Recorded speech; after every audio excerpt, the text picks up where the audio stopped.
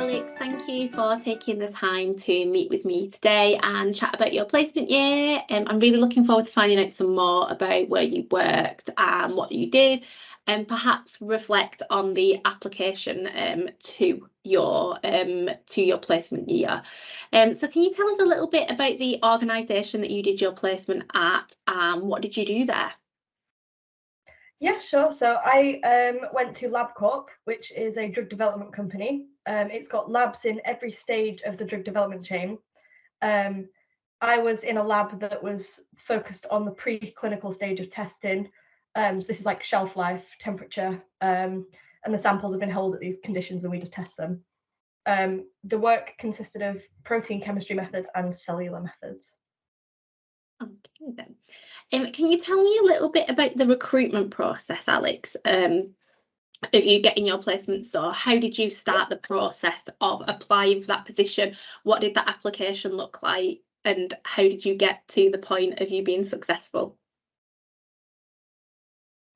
Yeah, so there was a mini quiz kind of exam, which is quite common on a lot of placement forms. It has a few questions and you answer them.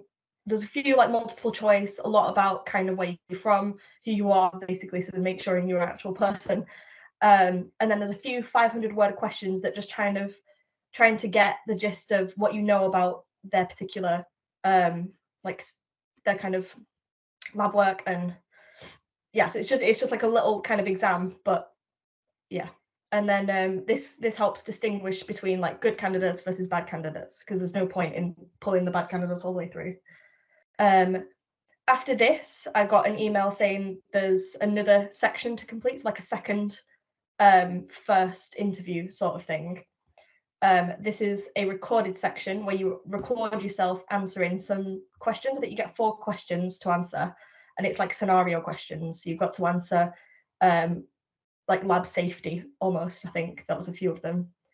Then once you've passed this stage, I got a mini phone interview.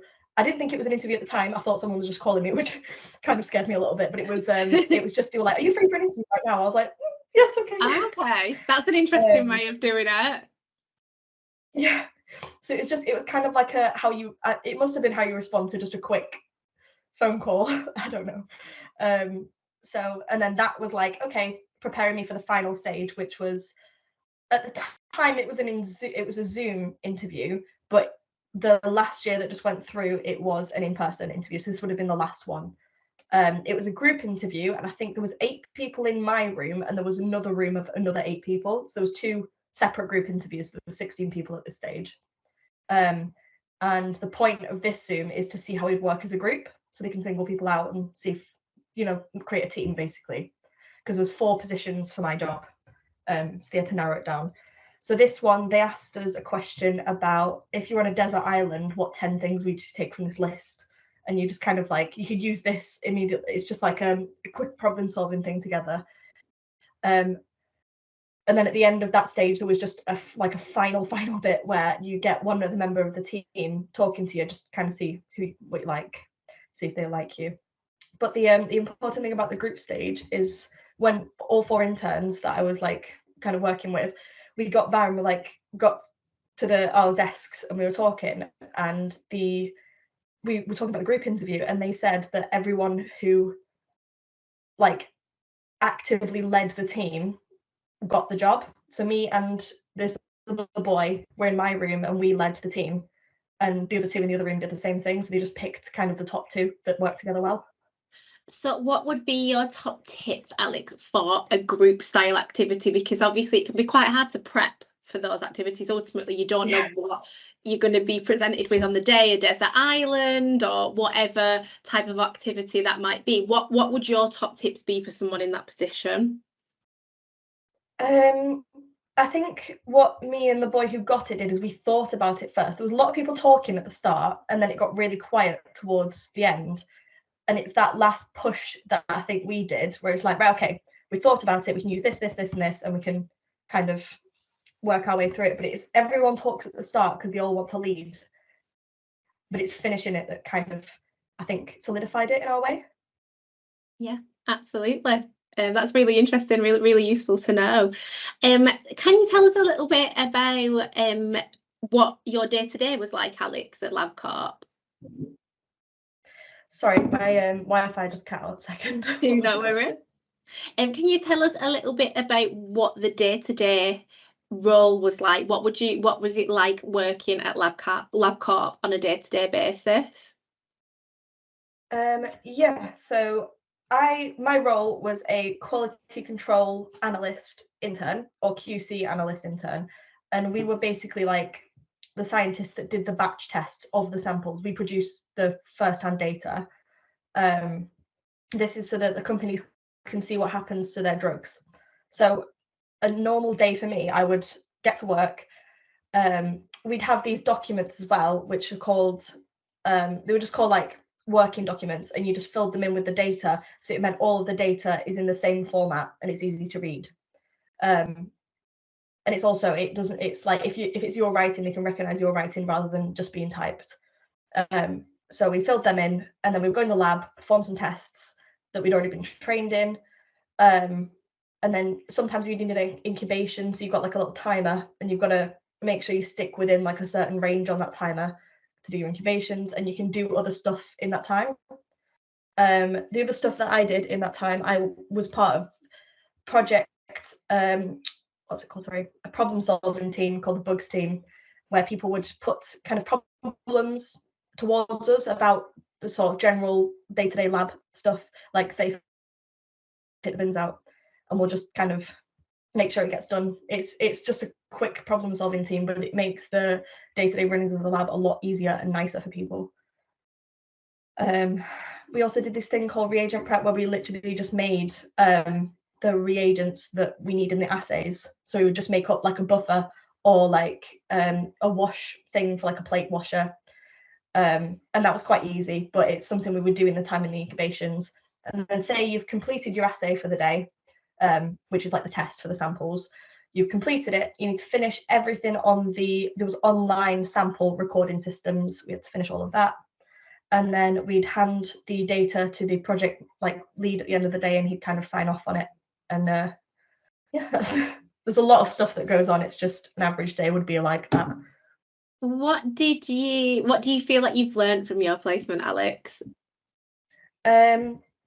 So I've definitely got a lot better at presenting, because there was a weekly meeting and we had to kind of present what we've done, or we had to say, like, I was part of the bugs team, so I had to help show what the bugs team has been doing. Or I think one time we had some clients in and we had to kind of show them what the tests were. So a group of us presented that. That's, I think, a main one. I'm more confident in presenting than I was in first year. Professionalism as well. So it was kind of daunting going straight into the workplace as a student, but you get the training. It's pretty nice. You just kind of like, you get sat down for 3 days and just trained, and then you've got to do loads of online training, and it just kind of nails into your head that this is a professional environment. Don't do this, don't do this. It's not like waitress. But that's definitely like added to my skills. Obviously all of the lab skills, especially because of COVID. So I was the first year of COVID, I think. So I had no lab skills. We've been in the lab like 4 times. So that was kind of why I wanted to go to a lab job, because I had nothing in a lab experience. So even just pipetting, weighing, balancing, all of that kind of stuff, just yeah, it just helped a lot. And how do you feel about applying those skills for your graduate positions, Alex? So that's exactly what I needed. It's exactly what I needed, the lab skills, because if I had gone through my degree without the lab skills, I would have been thrown into my 3rd year project, which would have been not a mess, but a lot more stressful.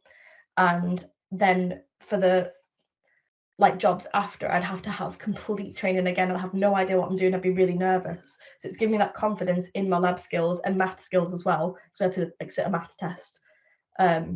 It's just given me that confidence in my own self about my skills, because otherwise I would have been very, very scared and not wanting to do any lab work after university.